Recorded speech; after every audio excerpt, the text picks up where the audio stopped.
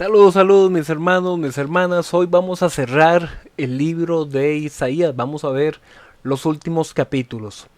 Recordemos que en esta última sección, la tercera sección del libro de Isaías, va dirigida originalmente a el pueblo del post-exilio. Es decir, ellos ya habían sufrido todo el quebranto de su identidad porque habían perdido la tierra en el exilio, el templo había sido destruido, casi 70 años estuvieron en Babilonia, pero ahora se les permitió regresar a la tierra para reedificar las ruinas, volver a levantar todo lo que estaba destruido. Pero lo que nos presentan estos capítulos es que aún ese pueblo liberado seguía cometiendo injusticias y seguía cayendo en idolatría. Por eso Dios tendría que anunciar que más allá de simple y sencillamente que ellos reedifiquen el nuevo templo hecho por manos humanas, en realidad el templo es un símbolo de algo más profundo, es el símbolo de el lugar del encuentro entre el pueblo con Dios. Y eso es algo que él anuncia que va a hacer con una mayor gloria, como si fuera un cielo nuevo y una tierra nueva. Bueno, ahora en Isaías 64, justamente para enfatizar esto de que el pueblo todavía no vive como tiene que vivir a pesar de que en su misericordia Dios los había liberado. Isaías 64 dice que todos los actos de justicia del pueblo son como trapos de inmundicia y que aunque el pueblo invoca el nombre del Señor, en realidad persisten en desviarse de esa justicia. Pero a pesar de eso, el pueblo es como el barro y Dios sigue siendo como su alfarero, es decir, el Señor sigue siendo su dueño y los puede formar, los puede transformar. Aunque Jerusalén y su templo han quedado en ruinas, Dios aún es el Padre de esa nación. En Isaías capítulo 65 se nos muestra que Dios sigue extendiendo sus brazos de misericordia a una nación que no invoca mi nombre. Ahora hay una inclusión más allá de Israel.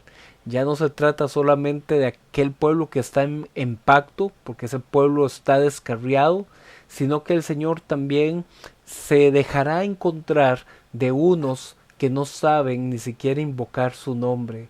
Esto también va a ser usado en el Nuevo Testamento para explicar el ingreso de todos los pueblos gentiles también dentro del pueblo de Dios. Pero vemos que desde Isaías capítulo 65 se viene hablando de ese tema para el contexto de esos primeros lectores.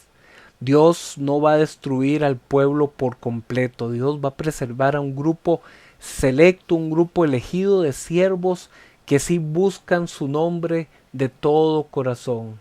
Pero en cambio los que rechazan su palabra por continuar con los ídolos serán entregados a filo de espada. Se presenta la promesa de la creación, como ya lo hemos dicho, de un nuevo cielo y una nueva tierra, que será una figura para expresar la nueva realidad de vida que este pueblo escogido tendrá como remanente fiel, porque será una Jerusalén feliz, un pueblo lleno de alegría. Ahora, aquí viene un pasaje que lastimosamente, de forma tradicional, se ha enseñado como la realidad del cielo, el futuro del cielo, el futuro de la eternidad.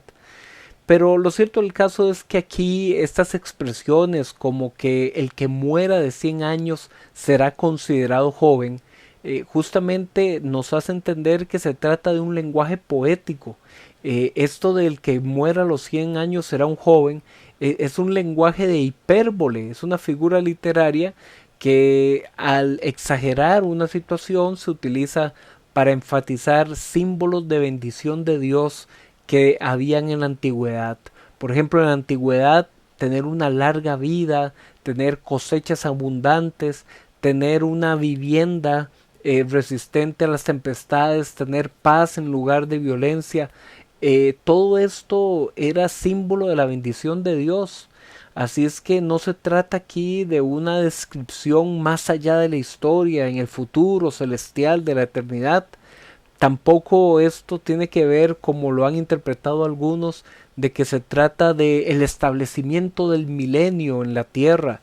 Bueno, eso hubiera sido muy extraño para los primeros oyentes y lectores de esta sección de Isaías, que es un pueblo en el siglo sexto antes de Cristo, después del exilio, porque ellos todavía no han escuchado nada de ese tipo de interpretaciones. El Apocalipsis aquí todavía no existe. Así es que después en el Nuevo Testamento vamos a ver cómo en Apocalipsis estas mismas figuras son releídas en función del reino establecido por Cristo, y cómo hay una esperanza también para el pueblo del Nuevo Testamento de la llegada de un cielo nuevo y una tierra nueva para que habiten ahí todas las naciones en paz, no solo Jerusalén, pero eso aún falta mucho para que lleguemos ahí. En Isaías capítulo 66, el último capítulo de este libro, se habla de que el cielo es mi trono y la tierra el estrado de mis pies. Es decir, que el pueblo debe entender que restaurar la relación con Dios es todavía más importante que restaurar las ruinas caídas del templo en Jerusalén. El templo es un símbolo, lo más importante es una relación genuina, y las acciones del pueblo tienen que ser corregidas. Una religión de sacrificios sin propósito es simplemente como matar sin sentido. Eso no sirve para borrar los pecados ni para provocar el perdón. Los hijos de Jerusalén serán traídos de entre todas las naciones para habitar en este cielo nuevo, en esta tierra nueva, pero también las otras naciones, el mundo entero, podrá venir y postrarse delante de la presencia de la gloria de Dios.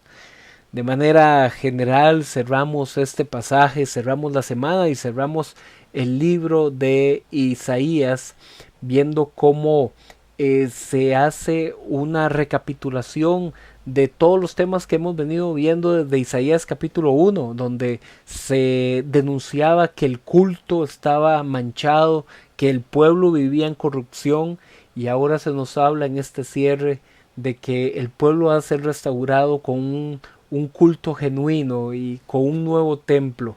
Ya el pueblo no va a estar lleno de amenazas, sino que va a ser una nueva ciudad donde se va a tener la presencia y la justicia de Dios, siendo realmente la experiencia de todas las naciones, no solamente del pueblo de Jerusalén. Así es que cerramos este libro de Isaías. Mañana vamos a arrancar, y en esta nueva semana vamos a ver a nuevos profetas del Antiguo Testamento. Pero bueno, eso lo comenzamos a ver a partir de mañana. Nos vemos.